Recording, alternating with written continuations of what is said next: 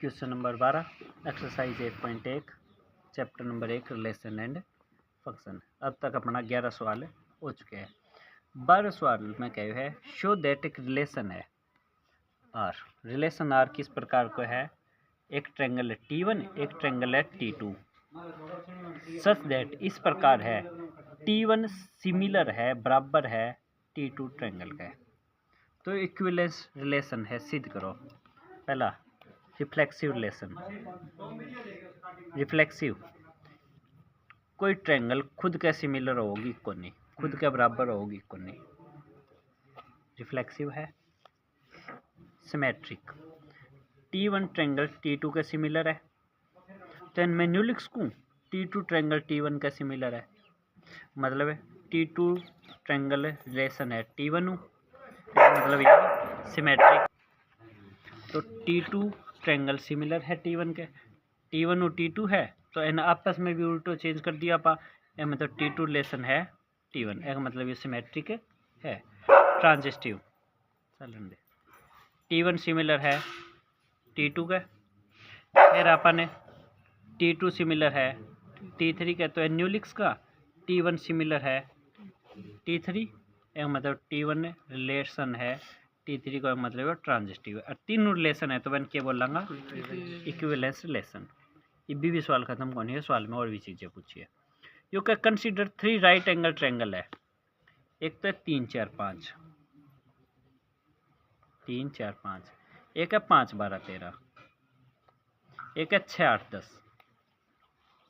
तो बताओ यह ट्रायंगल को नाम मैं T1 रखती हूँ, एक को नाम T2, एक को नाम है T3। तो कौन कौन सी इसमें सिमिलर है? सिमिलर खातर क्या हुआ है, उनकी साइड को रेशियो सेम होना चाहिए। सिमिलर खातर कंडीशन है साइड को रेशियो सेम होना चाहिए। एको 3/5, ये भुजा को 4/5 बराबर है क्या? तो नहीं,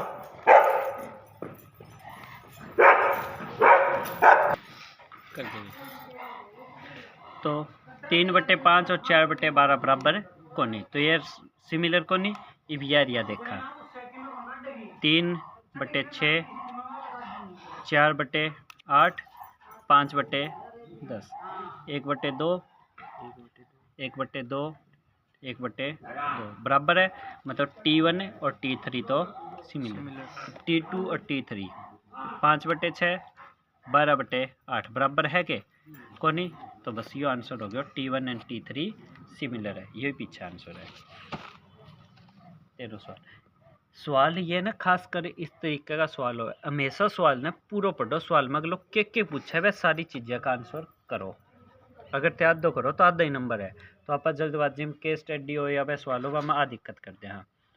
शो दैट रिलेशन, एक रिलेशन है, एक पॉलीगन है P1 है, एक पॉलीगन लेनी है P2। Such that P1 and P2 में बराबर नंबर ऑफ साइड है, दोनों में भुजा बराबर है, ठीक है।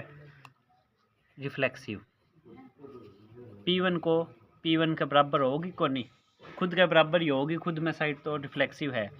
सिमेट्रिक, P1 रिलेशन है P2, इसको मतलब है P1 में P2 में साइड बराबर है, तो न्यू लिख सकूँ P2 P1 में बराबर है, मतलब P2 रिलेट है, रिलेशन है, तो एक मतलब यो सिमेट्रिक।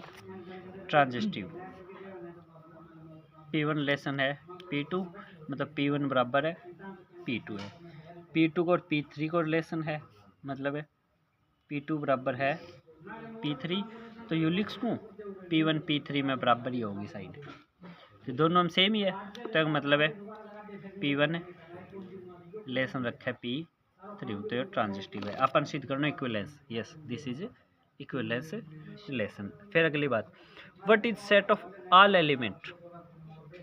एक राइट एंगल ट्रायंगल है 3 4 5, ठीक है। इसके बराबर कौन सी वो होगी और कौन सी चीज़ होगी, एम रिलेशन आ रहा हो कर दो। इसके अंदर क्या साइड है, 1 2 3, तो आर ट्रायंगल, सारी की सारी ट्रायंगल में 3 साइड हो, तो सारी ट्रायंगल ये क्या है, ये बात में फॉलो करेगी। नंबर ऑफ साइड बराबर क्या है, कोण एंगल या वैल्यू को रेशियो सिमिलर हो या ना हो अपन कोई मतलब को नहीं। मैं एक ट्रायंगल ले लिया 5 है या भुजा 100 है या जो भी दे दो 95 जो भी है या 98 एक मतलब है हमेशा ही कोई भी 3 भुजा कुछ भी मान हो, मान को कोई मतलब ही को नहीं है, या कुछ भी एंगल हो, ट्रायंगल में भुजा तो 3 ही होगी, तो सारी ट्रायंगल इसका बराबर है। यह बात समझ पाए हो? 14वां सवाल let L be set of all line X Y plane में। एक रिलेशन है L1 और लाइन L2 को सच दैट L1 पैरेलल है L2 के, पैरेलल है बराबर है। आगे बात समझ, शो करो इक्विवेलेंस रिलेशन है रिफ्लेक्सिव। कोई लाइन खुद के पैरेलल होगी को नहीं, खुद के पैरेलल तो नहीं होगी को नहीं होए। पैरेलल को डेफिनेशन की है, कोई दो लाइन जिनके बीच में अंतर बराबर होना चाहिए। मान लो उनके बीच में 1 सेंटीमीटर अंतर है तो ये पैरेलल है। ये दो लाइन इनका बीच में अंतर है 0.5 है, 0.5 सेंटीमीटर, तो ये पैरेलल है। कोई दो लाइन एक यारी जो मार के गुजर गई, इन लाइन का अंतर है बीच में 0.0001 सेंटीमीटर, तो भी ये पैरेलल है। एक लाइन यारी एक लाइन या ऊपर की खुद का है, इनका अंतर बीच में कितना है, डिफरेंस कितना है 0 सेंटीमीटर। तो डिफरेंस चेंज हो है, उरे कड़े भी काट ले आंकी वैल्यू में ए पॉइंट को अंतर है 1, उरे 2, उरे अंतर है 2, उरे 2, अंतर सेम रहना चाहिए। एम अंतर सेम रहे या अलग हुए है, सेम है, तो यह पैरेलल होवे है। एक तो लाइन खुद इंटरसेक्ट का तो कर रही है फिर भी कोई कोइंसिडेंट है, ठीक है। अगर उसमें पढ़ना बीगा तो उसमें वो होगा पैरेलल को मतलब है जिनके बीच को अंतर सेम है। जैसे आप 10वीं में एपी का सवाल करें 5, 3, 8, 3, 11, 3, 14, यह एपी है क्योंकि अंतर कितना है 3, 5, 4, 3, 2, 1, अंतर कितना है -1, 5, 5, 5, 5, यह भी एपी है क्योंकि अंतर उरे 0 है। तो सेम इस प्रकार ये दोनों साइड पैरेलल है। या फिर आप एक चीज़ और पढ़ी ही 10वीं में A1/2 बराबर कोनी B1/B2, तो है इंटरसेक्टिंग लाइन, मतलब इसको एक यूनिक सॉल्यूशन हुआ है।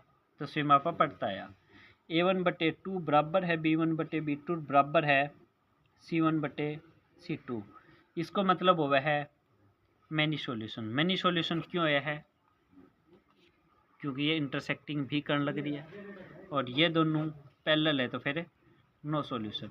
लेकिन पूरा आपा फिक्स सॉल्यूशन कौन काट पाया, तो एक लाइन खुद के पैरेलल होवे है। यह बात समझ पाए? वह इंटरसेक्टिंग भी होवे और वह पैरेलल भी होवे, दोनों उसमें दोनों गुण है। इसी कारण वह को एक नया नाम है कोइंसिडेंट, ठीक है। सिमेट्रिक L1 पैरेलल है L2 का, तो न्यू लिख सकूँ L2 पैरेलल है L1 का, तो मतलब है सिमेट्रिक है ही। ट्रांजिस्टिव L1 पैरेलल है L2 का, L2 पैरेलल है L3 का, तो न्यू लिख सकूँ L1 पैरेलल है L3 का। यह बात समझ पाए हो? क्लियर है? ईवीओ सवाल में कह रहा है इक्विवेलेंस प्रूव होगी क्योंकि तीनों हो।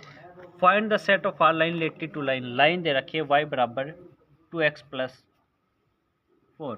इस लाइन का पैरेलल लाइन बताओ, इस लाइन का पैरेलल लाइन बताओ कौन सी है पैरेलल होगी। y बराबर 2x + c लिखूँ, c को मतलब है कांस्टेंट, कोई भी कांस्टेंट रख दो, हर एक लाइन पैरेलल होगा। 4 भी रख दे, 5 भी रख दे, 6 रख दे, 7 रख दे, कुछ भी रख दे, कुछ भी मतलब पूरा कुछ भी, वह हर लाइन इसके पैरेलल जाओगी। ये बात समझ पाए?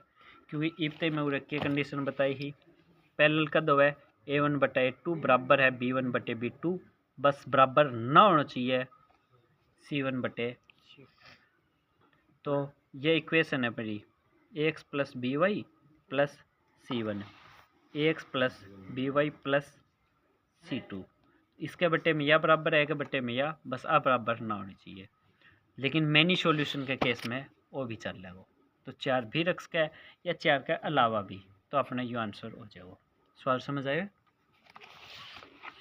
15वां सवाल मन सवाल दिया है, एक रिलेशन है 1 2 3 4 पे, तो पूछो कौन सा है, एम 1 1 है 2 2 कड़े है 2 2 है 3 3 भी है 4 4 भी, तो रिफ्लेक्सिव तो है, तो ऑप्शन सी तो कट गया, नॉट रिफ्लेक्सिव को।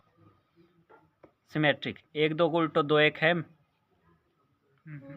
कोनी, तो सिमेट्रिक कोनी, रिफ्लेक्सिव है सिमेट्रिक कोनी, इक्विवेलेंस वाला भी गया, ऑप्शन 1 बच गया, तीसरे की मैंने देखने की जरूरत ही कोनी, ट्रांजिस्टिव यह है ही। ये बात समझ आइए, तो उत्तर हो गया 15वें को बी। 16वां एक रिलेशन है आर, इस प्रकार का है एवं बी को सच दैट ए बराबर है बी माइनस 2 और बी की वैल्यू है 6 बड़ी है, बी की वैल्यू 6 बड़ी है, तो मान लो आप पूरा 7 रखा, बी को मान 7 रखा, तो क्या होगा, इस लेट आर बी रिलेशन।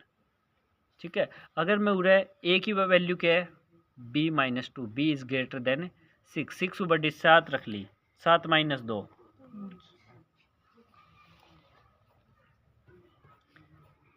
6 रखी तो 8, हाँ 8 रखी तो 6 हो गई।